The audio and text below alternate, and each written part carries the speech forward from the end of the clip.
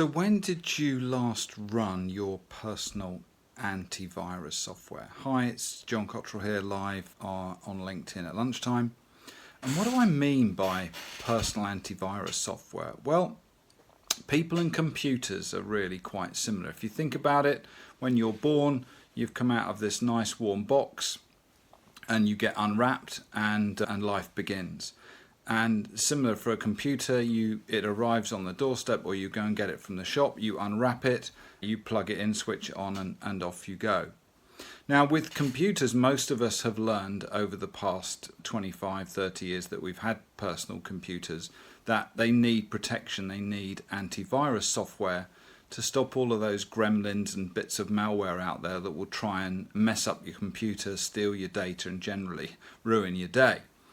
Now we're used to that on the computer. We're used to the software going, oh, don't open that email, there's something nasty lurking in there, or don't go on that forum for your favourite hobby, somebody's put something nasty in there, don't do that, don't open this, don't look at that website. We used to get those warnings telling you and keeping you safe. And obviously if you haven't got that kind of software, what you find is either your computer gets completely screwed up, or its performance degrades over time. And funnily enough, the same happens with human beings. The problem is that those dodgy websites and forums and emails are actually your parents, your siblings, your teachers, and other people that you come into contact with at an early age that infect you with all kinds of interesting malware and viruses.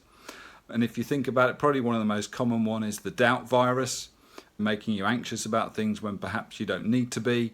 And there's all other kinds of ones as well. The victim virus is probably one of the worst.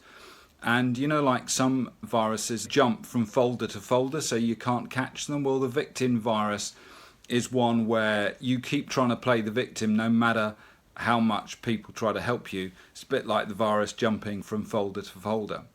So the point is that this stuff affects us all to a greater or lesser extent. So then the question becomes, how many of the attention credits that I have in my brain am I actually able to draw upon to focus on what I actually want to do? And how many are taken up in the background by the malware and the viruses? And surprisingly, it might be many more than you think. So if that's something that's affecting you, you think, well, I know I'm not at 100%. I know I'm not achieving at the level I really want to. I know that things cost me personally more energy than I think they should do. Things are more of a struggle than they should be. I'm having good days, but I'm also having bad days. These are the sort of indicators that there's some malware in there.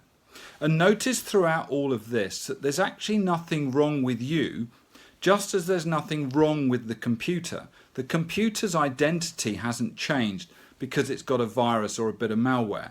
What we have to do is clean up the computer to get rid of the malware, get rid of the virus, and the computer's perfectly fine. And we humans tend to take on these things into our identity. And I'll give you a simple example with dyslexia. So someone who has dyslexia might say, oh, I am dyslexic. They've now assumed it into their identity. But actually, if what they said was, somewhere along the line, I mistakenly decided to store words in my brain kinesthetically and not visually. It's the same impact. They struggle with words and spelling, but now we realize where the mistake was, and it wasn't necessarily their fault. What happened was something emotional at the time caused them to link words kinesthetically, maybe stress in the classroom, maybe they're having the book too low, so linking to kinesthetic, not up, linking to visual. Be something simple.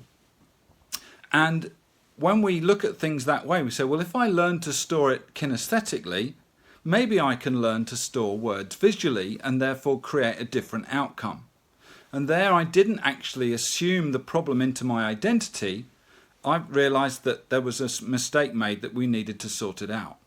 And there's many other areas in life where we can take the same kind of approach and craft a different outcome. So if this is striking a chord with you, let's have a chat. Just DM me, say this is interesting. What's this got to do with me? How can you help? We're running a retreat in Hertfordshire next month, and this might be just the kind of thing that could help you get rid of your own malware, your own viruses, and set you on a much more positive path. So if that sounds of interest to you, just DM me, let me know, and we'll have a quick chat and see if this might be something for you. Okay, take care, bye for now, see you next time.